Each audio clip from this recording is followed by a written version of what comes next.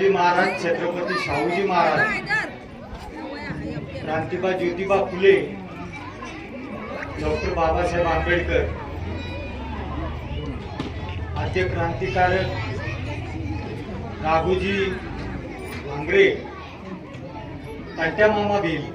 तुम्हाला माहिती आहे की नाही मला नाही माहिती. सर्व आहे माहिती, इतिहास माहिती आहे त्यांचा. आणि बिरसा मुंडा वाचले, पण भगवान बिरसा मुंडा, माता जिजाऊ, माता सावित्रीबाई फुले, माता रमाई, आपल्या बहुजनांच्या साठी ज्यांनी आपल्या आयुष्याची बाजी लावली, अशा सर्व महापुरुषांना या ठिकाणी वंदन करतो.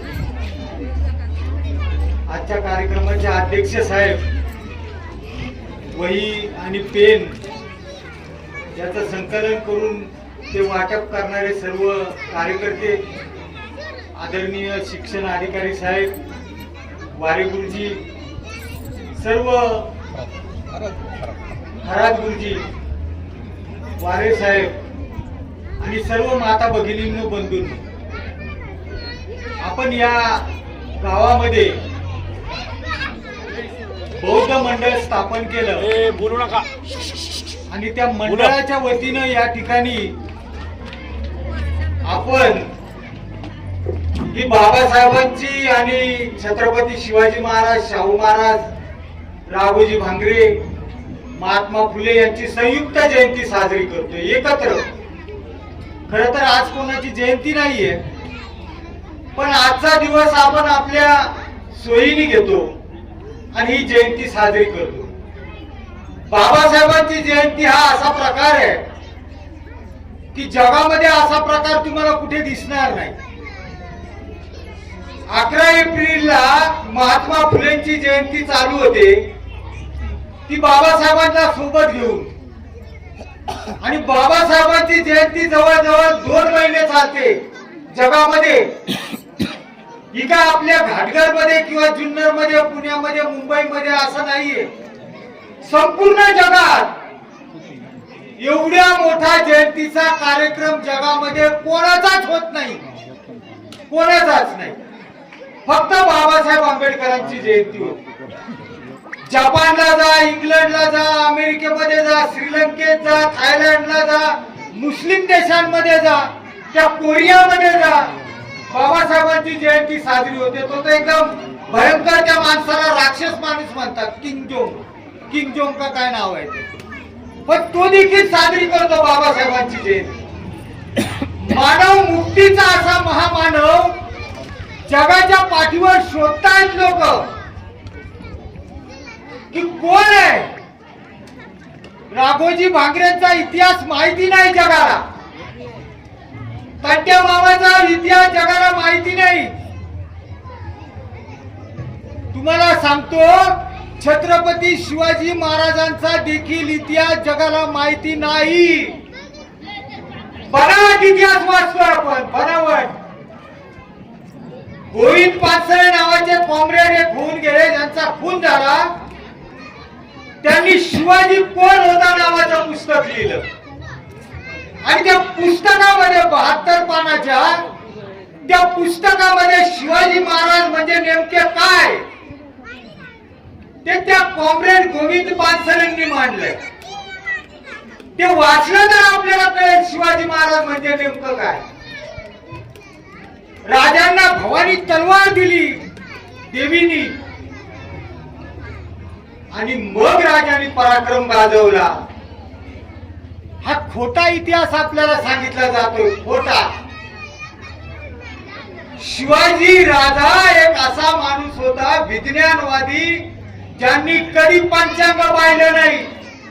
राजाराम महाराजांचा जन्म झाला त्यावेळेस ते पालथे जन्माला आले. म्हणले, ब्राह्मण लोक म्हणले, महाराज हे पोरग जर पालथे जन्माला आले, हे आपलं सगळं स्वराज्याचा सत्यानाश होऊ शकतो. ते म्हणले, स्वराज्याचा सत्यानाश नाही होणार, हे पालथ जन्माला आलेलं पोरग शत्रूला पालथा केल्याशिवाय राहणार नाही. शिवाजी महाराज विज्ञानवादी होते. कधी भटाबामणांकडे गेले नाहीत पंचांग बघायला. स्वारी करायची तर आमोशेच्या दिवशी तयारी करायची. अंधारामध्ये महाराजांना येऊन बोलायचे लोक, अहो महाराज आमुषा आहे. आमुषाला काही काम करत नसतात. महाराज म्हणायचे आमुषालाच बरोबर करायचं. आणि म्हणून शिवाजी महाराज हे आपल्याला कळावे, ज्यांचा खरा इतिहास आपल्याला कळावा. बाबासाहेब आंबेडकर आपल्याला कळावे, महात्मा फुले आपल्याला समजावे, सावित्रीबाई फुले आपल्याला कळावी. म्हणून हा बाबासाहेब आंबेडकरांच्या जयंतीचा प्रपंच असतो. ही काय मर्यादेची जत्रा नाहीये, हे वैचारिक परिवर्तनाचं अधिष्ठान आहे. हे जे लोक पिंपरी चिंचवडून या ठिकाणी आले, काय ते 3-4 वया दिले असतील एकेका विद्यार्थ्याला, फार मोठी किंमत नाही त्याची, पण त्याच्या मनातली भावना वेगळी आहे की ग्रामीण भागामधली इथली मुलं शिकली पाहिजेत, त्यांच्यामध्ये चैतन्य निर्माण झालं पाहिजे शिक्षणाचं, त्यांच्यामध्ये तो विचार फुलला पाहिजे. त्यांना फुले शाहू आंबेडकर, बाबासाहेब आंबेडकर, शाहू महाराज हे कळले पाहिजे. त्यांच्यामधून उद्याचा छत्रपती निर्माण झाला पाहिजे, त्यांच्यातून उद्याचा रामोजी भांगरे निर्माण झाला पाहिजे, त्यांच्यातूनच क्रांतिकारक निर्माण झाले पाहिजे. तुम्हाला वाटेल आमचे लोखंडे साहेब बोलले, काहींना आमच्या गट शिक्षण अधिकाऱ्यांना वाटतं शाळा नाही बंद होणार. होणार साहेब, शाळा बंद होणार. आपल्याला शिक्षणाचे अधिकार नव्हते आणि हे शिक्षणाचे अधिकार आयडियानी ते बंद करण्याच्या विचारात आहे. शिक्षणावर किती खर्च होतो महाराष्ट्र शासनाचा, शिक्षणावर किती खर्च होतो देशाच्या केंद्रीय बजेटमध्ये, याचा विचार करा.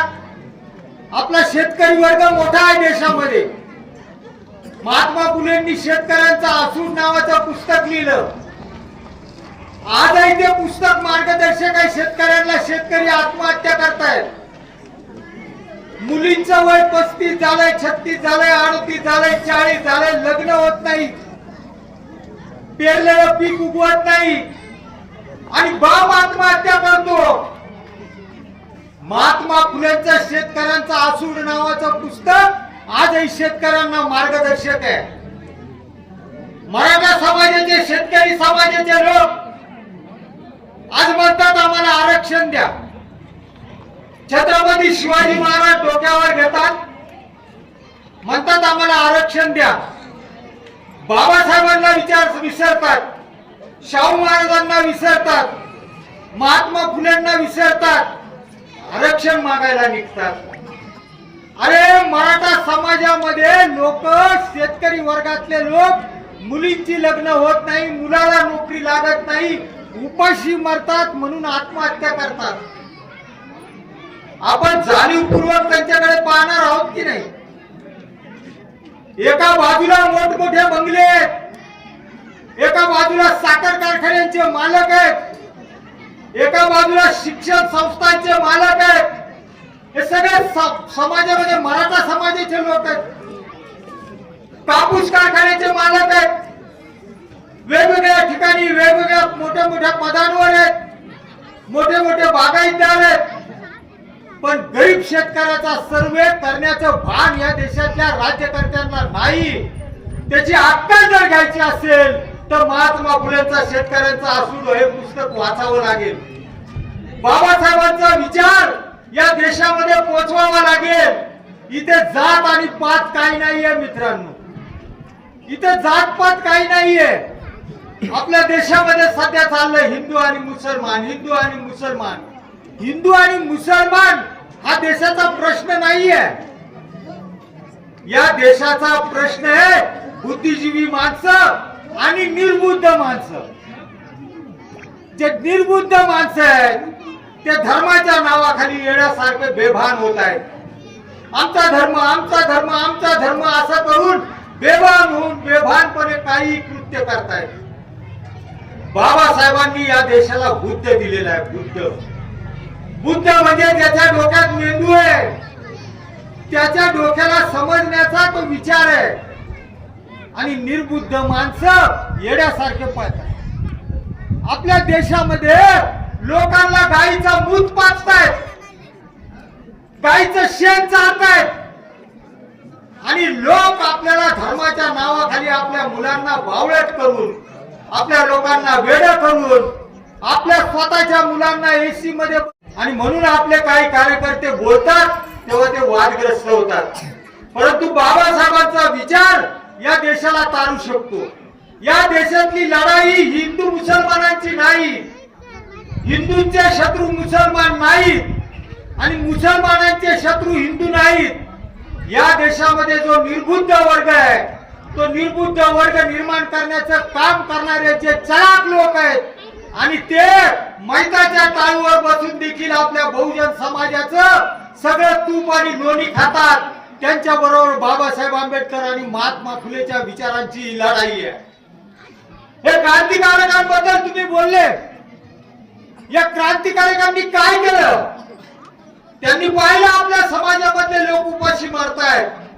अरे त्यांना शिक्षण नाहीये, बाई बाळंत होते, तिला कुठं बाळंत व्हायला, तर कुठे हॉस्पिटल नाही, दवाखाना नाही, कुठे जायला गाडी नाही, रस्ते नाहीत. आमच्या लोकांची अत्यंत दयनीय अवस्था आहे. म्हणून यांनी जीव दिलेला आहे, यांना फासावर लटकावं लागलेलं आहे.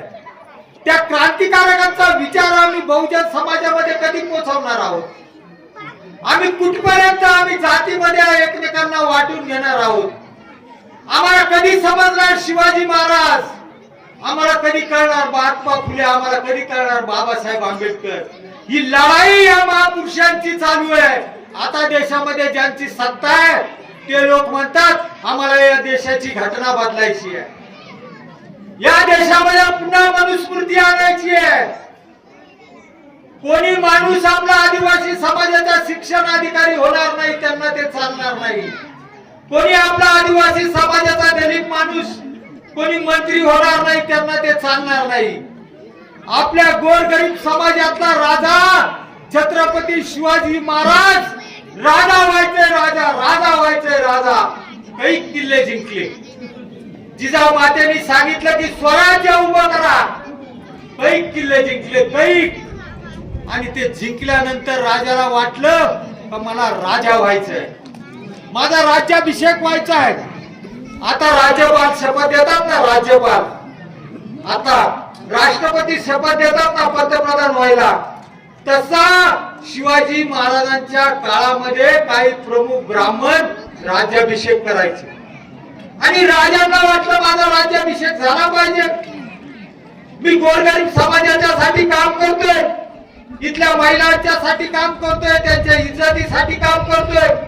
त्यांच्यावर कोणी अन्याय केला तर तो मी सहन करत नाही, त्याचे तुकडे तुकडे करून टाकतोय.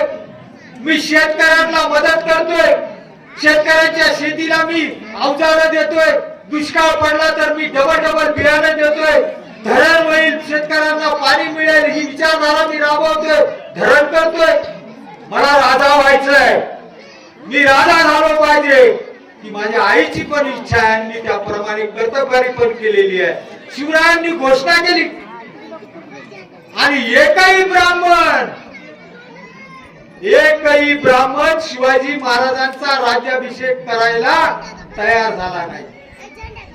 त्यांच्या अष्टप्रधान मंडळामध्ये सगळे ब्राह्मण लोक होते, पण राजांचा राज्याभिषेक करायला कोणी तयार झाला नाही. शिवाजी राजांचा राज्याभिषेक करायला काशीला जाऊन गागा भट्टाला आणावं लागलं. त्यांनी छत्रपती शिवाजी महाराजांचा अख्खी तिजोरी खाली केली, लुटला महाराजांना, लुटलं, अक्षरशः लुटलं. काही लाखो मोहरा घेतल्या, काही गायींचं डाग दिलं, काही ब्राह्मण गोळा केले आणि महाराजांचा राज्याभिषेक केला. तो देखील बनावट पद्धतीने केला. मी ते जास्त बोलत नाही, बनावट पद्धतीने केला. आता संभाजी महाराज जे आपले संभाजी महाराज आताचे, त्या संभाजी महाराजांची पत्नी काळाराम मंदिरामध्ये नाशिक मध्ये गेली, तिला गाभाड्यामध्ये जाऊन दिलं नाही. आणि आरामखोर लोक आजही म्हणतात की आम्हाला बाबासाहेबांची ही घटना नकोय, आम्हाला मनुस्मृती आणायची आहे. कशा करता म्हणतात? आमच्या बहुजन समाजाचं शिक्षण खराब करण्याकरता म्हणतात. कशा करता म्हणतात? आम्हाला माणूस म्हणून जगण्याचा अधिकार नष्ट करण्याकरता म्हणतात. हे कोण आहेत आदिवासी लोक? हे डोंगर दऱ्यांमध्ये काय येऊन राहिले? हे चांगल्या भागामध्ये, नदीच्या कडेला, चांगल्या गावांमध्ये, चांगल्या जमिनींवरती, चांगल्या जमिनींचे मालक का नाहीयेत? याचा अभ्यास केलाय का आपण? बाबासाहेबांनी लिहिलेली पुस्तकं शिक्षण अधिकारी साहेब आपण वाचलीत का? आपण वाचले का शूद्रपूर्वी कोण होते? आपण बाबासाहेबांनी लिहिलेलं पुस्तक वाचलंय का? पाकिस्तानचा प्रश्न. बाबासाहेबांनी या देशामध्ये आपली जी रिझर्व्ह बँक आहे, आता जी भारतीय रिझर्व्ह बँक आहे, बाबासाहेबांनी लिहिलेला प्रश्न, रुपयाचा प्रश्न नावाच्या ग्रंथावरती निर्माण झालेली रिझर्व्ह बँक, हे आपल्याला माहिती आहे का? आपल्याला महात्मा फुलेंचं वाङ्मय माहिती आहे का? आपल्या जन्माला आलेल्या मुलापासून लुटलं जातंय. जन्माला पोरग यायच्या आधी आपल्या आई बापांना लुटलं जाते. ते मेल्यानंतर देखील लुटलं जाते. मेल्यानंतर देखील आता वेगवेगळ्या पद्धती निघाल्यात, वेगवेगळ्या लुटण्याच्या. पूर्वी कधी एक जलदान विधी व्हायची, आता 5-5 वर्ष करायला लावतात. स्मृती दिन, भर जेवण, आणि आपले लोक कर्जबाजारी होतात, वाटतात. आपल्या तालुक्याचे आमदार होते वल्लभ शेठ बेनके, माझे फार जवळचे मित्र, फार जवळचे म्हणजे फार जवळचे मित्र वल्लभ शेठ बेनके. काही कार्यकर्त्यांना माहिती असेल. त्यांची आई वारली. त्यांची आई वारल्यानंतर आम्ही जलदान विधीला गेलो, त्यांनी बोलावलं नाही. दशक्रिया म्हणतात त्याला. मोठा समाज हजारोंचा, काय नाही कावळा शिवून नाही दिला साहेबांनी. जेवण नाही कुणालाच, काहीच नाही केलं. ते म्हटले आले सर्वजण माझ्या आईच्यासाठी. तुमच्या सगळ्यांचा मी आभारी आहे. तुम्हाला सगळ्यांना तुम्ही माझ्या दुःखात सामील झालात. आणि काय नाही, 2 दिवसात मी साहेबांना भेटायला गेलो. म्हटलं काय हो साहेब, हे काय प्रकार आहे? मी खोटं नाही सांगत, हे आपल्या तालुक्यातले, मी खोटं नाही सांगत, कोणाला विचारा. ते म्हटले अरे आपल्याला फसवतात, आपल्याला गुंडावतात, हे लोक लुटतात, आपल्याला बरबाद करतात आपल्याला. मी तालुक्याचा आमदार किंवा मी प्रतिनिधित्व करणारा माणूस, मी जर हे उद्योग करत बसलो तर माझा समाज करतच बसणार, करतच बसणार. काय म्हटलं गरज आहे जेवण घालायची? मी देणार जेवण, पण आंधळ्यांना देणार, दुबळ्यांना देणार, मी शिक्षणाला मदत करणार. वल्लभ शेठ, वल्लभ शेठ, आपल्यामध्ये तो विचार रुजला पाहिजे. आणि म्हणून आपण सावध झालं पाहिजे की हे कोण लोक आहेत जे भारताची घटना बदलायला निघालेले आहेत. आता देशामध्ये मोठा गोंधळ चाललेला आहे. एप्स्टीन फाईल सारखी फाईल सगळ्या जगात फिरते, आपल्या भारतात पण फिरते. वेगवेगळ्या प्रकारचे लोक आपल्या इथं उन्मत्त होऊ लागलेले आहेत. वेगवेगळ्या प्रकारचे लोक, ज्यांना धर्म धर्म धर्म धर्म आणि धर्माच्या नावाखाली अंधश्रद्धा. तो कोण? खरात आहे अशोक खरात. तो खरात बाबा, त्यांनी वाटुळं केलं आपल्या लोकांचं. आपल्या आमदारांच्या बायका, बोलावं नाही, मोठमोठ्या अधिकाऱ्यांच्या बायका, आणि सगळ्यांना फसवलंय धर्माच्या नावाखाली, तुमचं कल्याण करण्याच्या नावाखाली. एक तुम्हाला सांगतो, जगाला प्रकाश देणारा महामानव या देशामध्ये निर्माण होऊन गेला, त्याचं नाव भगवान गौतम बुद्ध आहे. तुम्ही चायनामध्ये जा, जपानमध्ये जा, थायलंडमध्ये जा, श्रीलंकेमध्ये जा, जगातल्या वेगवेगळ्या देशांमध्ये जा, भगवान बुद्धांच्या विचाराचा प्रकाश त्या ठिकाणी पडलेला आहे.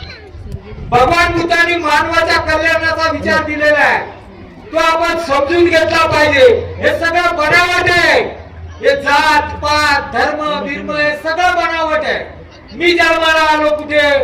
बाबासाहेब आंबेडकरांच्या त्या बौद्ध धर्मामध्ये, ज्यांनी बौद्ध धर्माच्या झोळीत आम्हाला सांगितलं, टाकलं. तुम्हाला खरं सांगतो, बौद्ध बिौद्ध काही नाहीये. तुम्हाला खरं सांगतो, मुसलमान काही नाहीये, ख्रिश्चन वगैरे काही नाहीये. बुद्धाचा फक्त एकच धडपड आहे, एकच त्याच्या विचाराची एकच तळमळ आहे. तुकाराम महाराजांची एकच तळमळ आहे, पैगंबराची एकच तळमळ आहे, कृष्णाची एकच तळमळ आहे. जे मला कळलं म्हणजे जे बुद्धाला कळलं, पैगंबराला कळलं, जे तुकाराम महाराजांना कळलं, ते तुम्हाला कळावं. एवढी तळमळ आहे त्यांची. तुम्ही नाव नाही घेतलं बुद्धाचं चालेल, बुद्धाला हार नाही वाहिला चालेल, तुम्ही त्याला फुलं नाही वाहिली चालेल, काही घेणं देणं नाही बुद्धाला. त्याचं बुद्धाला त्याच्याशी काही पडलेलं नाही. तुम्ही तिथं जा, त्याची प्रार्थना म्हणा, त्याला हार घाला, त्याला डोक्यावर घेऊन नाचा, भगवान बुद्ध की जय, भगवान बुद्ध की जय, आणि एका हातात दारूचा कॅन्ड आणि दुसऱ्या हातात बाबासाहेबांचा फोटो आणि बाबासाहेब आंबेडकरांचा विजय असो. काय घेणं नाही त्यांना. त्यांना घेणं की तुम्ही त्यांच्या विचारांवरती आपलं पाऊल टाकावं, त्या दृष्टीने तुम्ही पुढे जावं. भगवान बुद्धाची असेल, तुकाराम महाराजांची असेल, नामदेव महाराजांची असेल, इच्छा एवढीच आहे की जे मला कळलं ते तुम्हाला कळावं. तुकाराम महाराज मुक्त झाले, त्यांना वाटतं तुम्ही मुक्त व्हावं. भगवान बुद्ध मुक्त झाले, त्यांना वाटतं तुम्ही मुक्त व्हावं. आणि म्हणून भगवान बुद्धांनी पंचशील सांगितलेलं आहे. ते मुसलमानांसाठी वावड आहे असं नाही, ते हिंदूंसाठी काहीतरी शत्रुत्व निर्माण करणार आहे असं नाही. पंचशील, 10 शील, 10 पारमिता ह्या ज्या सांगितलेल्या आहेत त्या माणसाला माणूस बनवण्याकरता सांगितलेल्या आहेत. आणि म्हणून हे सर्व धर्म, ही सर्व महापुरुष आपण समजून घेत असताना आपण ढोंगसोबत करता कामा नये. आपण व्यसनांपासून मुक्त झालं पाहिजे, आपण चोरीपासून मुक्त झालं पाहिजे, आपण व्यभिचारापासून मुक्त झालं पाहिजे. निस्त्या सोंगा ढोंगांनी बाबासाहेबांची जयंती होत नाही. बाबासाहेबांची जयंती, मी पुन्हा सांगतो, वैचारिक परिवर्तनाचा अधिष्ठान आहे, तो पाया आहे. आणि तिथून घडणार आहेत आपली मुलं, आपली मुलं बाळ अशी घडणार नाहीत. सावित्रीनी नवऱ्यासाठी त्या रेड्याला घेऊन चालला यमराजा, रेड्याला घेऊन चालला यमराजा. त्या रेडा यमराजाचा त्या सावित्रीच्या नवऱ्याला, आणि म्हणून सावित्रीने त्या रेड्याचं शेपूट धरलं आणि म्हटली माझ्या नवऱ्याला सोड. आणि आपण ती कथा मानतो, आपण त्या सावित्रीच्या तिला मानून तिच्या वडाला 7 फेऱ्या मारतो. घाला, मला काही नाही म्हणायचं, काही फरक नाही पडत, नवऱ्याला आयुष्य नाही भेटत, काय नाही, खोटं आहे सगळं. आपल्या सावित्रीनी तुम्हा मुलींना, तुम्हा बायांना शिक्षण मिळावं म्हणून अंगावर शेण खाल्लं, शेण, चिखल फेकून मारले, दगडे फेकून मारले. आपली सावित्री आई रस्त्याने चालली तर दुसरी साडी घालून जायची आणि चांगली साडी पिशवीत ठेवायची, आणि शाळेत जाऊन चिखल शेण मारलेलं ती साडी बदलायची, चांगली साडी घालायची, मुलींना शिकवायची, मुलांना शिकवायची. ती सावित्रीबाई. त्या सावित्रीला मानणाऱ्या महिला, त्या सावित्रीला पूजणाऱ्या महिला कलेक्टर झाल्या, हो, देशाच्या पंतप्रधान झाल्या, इंदिरा गांधी. त्या सावित्रीला मानणाऱ्या महिला रेल्वेच्या ड्रायव्हर इंजिन झाल्या, त्या विमान चालू लागल्या, त्या कोर्टाच्या जज झाल्या. आणि म्हणून ही आपली सगळी लेकरं बाळे, आपल्या घरामध्ये सावित्रीबाई फुलेंचा नुसता फोटो ठेवू नका, त्यांची पुस्तकं आणा विकत.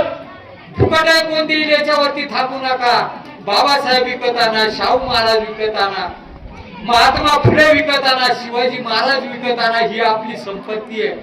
नाही गळ्यात घालायला काय भेटलं चालेल, नाही कानात घालायला काय भेटलं चालेल, नाही सफारी घातली बापानी तरी चालेल, पण ही पुस्तकं आपल्या मुलाबाळांच्या साठी आणा. मला चांगलं माहिती आहे, आपले शिकलेले मोठे मोठे लोक आहेत, मोठमोठे अधिकारी आहेत, माहिती नाही हो बाबासाहेब आंबेडकर कोण आहेत, शाहू महाराज नाही माहिती, फुले नाही माहिती, शिवाजी महाराज नाही माहिती. शिकले तर खूप, पण संध्याकाळी मस्त पैकी बारवर बसणार, मोठमोठे गफले करणार. हे काय काम आहे याचं? तलाठी जरी झाला साधा, माझा एक मित्र तलाठी होता व्हायच्या आधी, अण्णा हजारेंच्या चळवळीमध्ये काम करायचा. अण्णा हजारेंच्या काय चळवळ?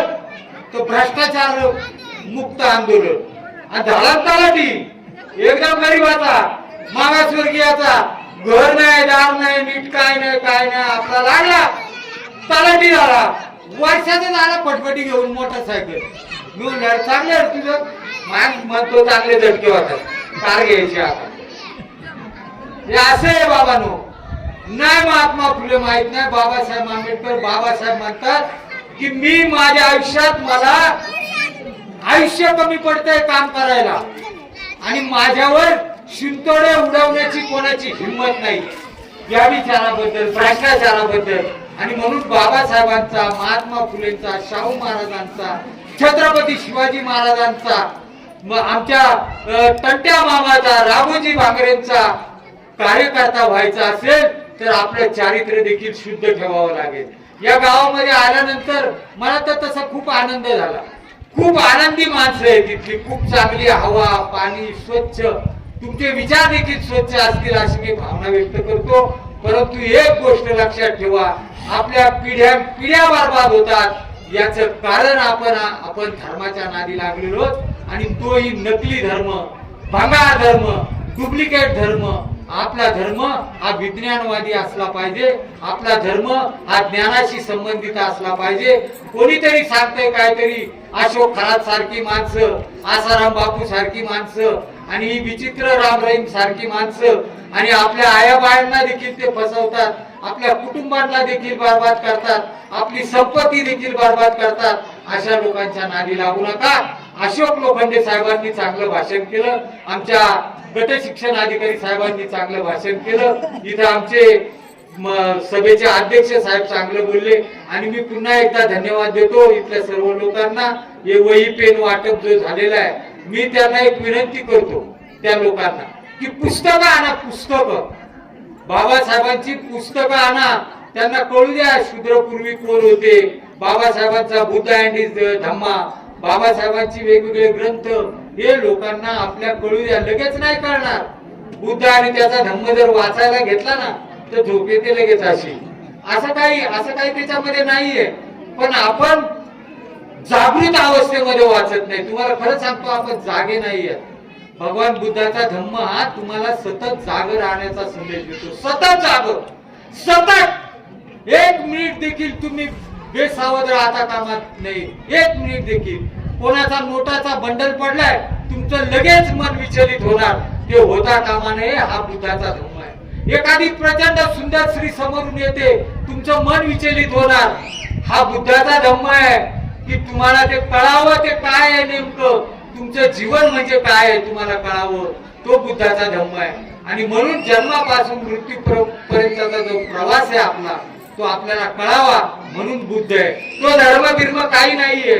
आणि मी तुम्हाला धाडसाने सांगतो, बुद्धाला त्याच्याशी काही घेणं देणं नाही. तुम्ही त्याचं मंदिर बांधा, त्याच्या पाया पडा, त्याच्या पुढे मस्तक टेकवा, काही नाही. बुद्धाला एवढंच अपेक्षित आहे का तुम्ही अहंकार मुक्त व्हावेत, तुम्ही माणूस व्हावेत, कमीत कमी तुम्ही बुद्धत्वाला प्राप्त व्हावेत, तुमच्यामध्ये ज्ञानाला प्राप्त होण्याची क्षमता निर्माण व्हावी. तुम्ही त्याचे आभारही नका मानू, तुकाराम महाराजांचे नका आभार मानू, ज्ञानदेव महाराजांचे नका आभार. त्यांना काही घेणं नाही तुमच्या आभारावर, तुमच्या त्या वाजवण्यावर, तुमच्या देवळं बांधण्यावरती. त्यांचेच देव मोठे होत नाहीत. हे खोटे आहे सगळं. विज्ञान सत्य आहे. आणि म्हणून विज्ञानाची कास घाला. या छोट्याशा गावामध्ये आपण ही जयंती करता, हा फार मोलाचा सण आहे मित्रांनो. याच्या इतका मोलाचा सण दुसरा कोणता नाही. हा दिवसेंदिवस मोठा झाला तर इथली माणसं मोठी होतील. नाहीतर लक्षात ठेवा, देशातली मंदिरं मोठी होऊ लागलेली आहेत, मशिदं मोठ्या होऊ लागलेल्या आहेत आणि माणसं खुजी होऊ लागलेली आहे. देशाचा पंतप्रधान झाला तरी विचारांनी खुजा राहिलेला आहे. देशाचा राष्ट्रपती जरी झाला तरी विचारांनी खुजा राहिलेला आहे. देशाच्या राष्ट्रपतीला आजही देशाच्या एखाद्या मंदिरामध्ये प्रवेश नाकारला जातो. हा मूर्खपणा आणि बावळटपणा, तो राष्ट्रपती त्या पदावर कसा राहतो याचं आम्हाला आश्चर्य वाटते. आणि म्हणून माणसं मोठी होण्याकरता या गावाला मी विनंती करेन, प्रार्थना करेन की हा सण, हा उत्सव, ही जयंती महापुरुषांची ही जास्तीत जास्त मोठी करा. जास्तीत जास्त लोकांनी याच्यामध्ये सामील व्हा. जास्तीत जास्त मुलं बाळांपर्यंत विचार पोचवा. आणि आपले मुलं बाबासाहेब आंबेडकर कसे होतील, ज्योतिराव फुले कसे होतील, सावित्रीबाई कसे होतील, आपली मुलं अशोक खरात तर होणार नाहीत ना, याची काळजी घ्या. एवढीच मी या ठिकाणी प्रार्थना करतो. तुम्हा सर्व लोकांना मी शुभेच्छा देतो. गाडगरच्या आजूबाजूच्या सर्व लोकांचं कल्याण हो अशी या ठिकाणी भगवान बुद्ध बाबासाहेब क्रांतीबा ज्योतिबा फुले छत्रपती शिवाजी महाराज आमचे राघोजी भांगरे या सर्वांच्या चरणी नम्र वंदना करतो आणि थांबतो. जय भीम, जय बुद्ध, जय भारत.